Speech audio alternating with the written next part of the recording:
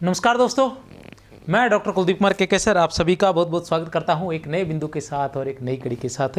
तो आज का जो बिंदु है इसके बारे में थोड़ी सी जानकारी तो मैं पहले ही क्लास में दे चुका हूं, लेकिन आज थोड़ी सी अलग बात करने वाले हैं। आज हम हिंदी व्याख्याता से संबंधित कितने फॉर्म भरे गए हैं उससे संबंधित बात करेंगे कि हिंदी व्याख्याता में कुल कितने फॉर्म भरे गए हैं और हमारी क्या रणनीति रहनी चाहिए। तो देखते हैं हम।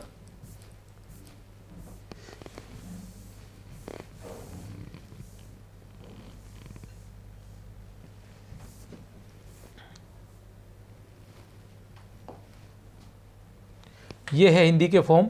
हिंदी के फॉर्म की हम बात करते हैं कि आज हम जो बात करेंगे कि हिंदी में कितने कुल फॉर्म भरे गए हैं, किस कैटेगरी में कितने फॉर्म भरे गए हैं और हिंदी में ही इतने ज़्यादा फॉर्म क्यों भरे गए हैं, और अगर इतने ज़्यादा फॉर्म भरे गए हैं तो कंपटीशन किस लेवल का होने वाला है। और एक जो बात है वो ये है कि हम इतने फॉर्म भरे गए हैं तो हम वरिष्ठ अध्यापक की तैयारी करें या व्याख्याता की तैयारी करें, किसकी तैयारी करें, क्योंकि पोस्टें तो इसमें भी अच्छी है और वरिष्ठ अध्यापक में भी ज़बरदस्त पोस्टें हैं।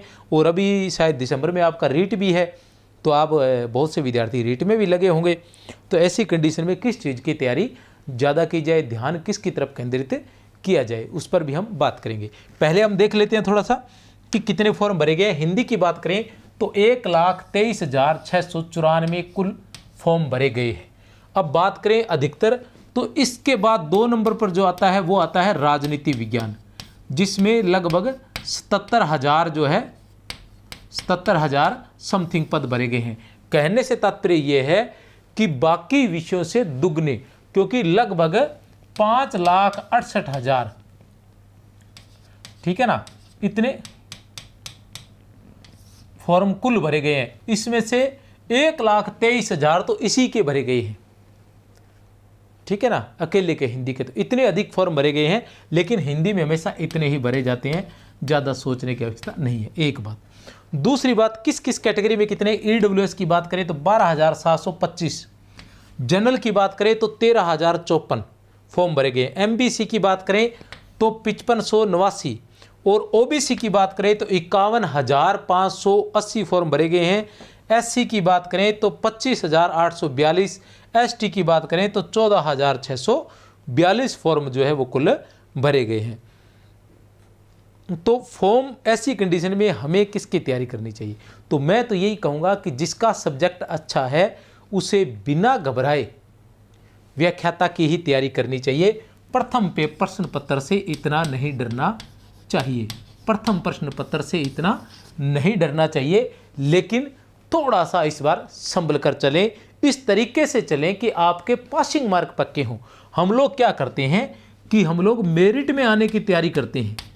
बहुत से विद्यार्थी होते हैं, इस किताब से भी पढ़ लिया, उससे भी पढ़ लिया, उससे भी पढ़ लिया, उससे भी पढ़ लिया, ठीक है ना, और जब नंबरों की बात आई तो 40% भी नहीं आते हैं, ठीक है ना। तो ऐसा न करें, टॉपिक सेलेक्ट करें प्रथम प्रश्न पत्र में कि कौन कौन से टॉपिक से कितने कितने अंक का आता है। 1 दिन लग जाएगा, 2 दिन लग जाएंगे, इससे ज़्यादा नहीं लगेगा, हाईएस्ट आपका 1 या 2 दिन लगेंगे। अब उन टॉपिक पर आप अच्छी पकड़ बना लें, एक बात, और बाकी को हिसाब से देखें, ताकि पहले जो है आपका 40% कवर करने का प्रयास करें और एक कुछ भी छोड़े नहीं, चाहे साइंस है, चाहे मैथ है, चाहे इंग्लिश है, कुछ भी नहीं छोड़े।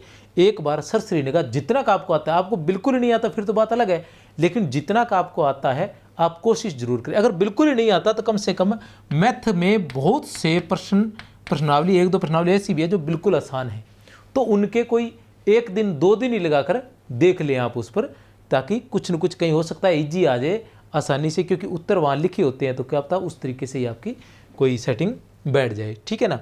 तो एक तो आपने व्याख्याता की तैयारी करनी है, और एक फॉर्म देखकर मैं यही कहना चाहूँगा कि आपको बिल्कुल भी घबराने की आवश्यकता नहीं है। फॉर्म भरने से सिलेक्शन नहीं होता है, सिलेक्शन तैयारी करने से होता है, ठीक है ना।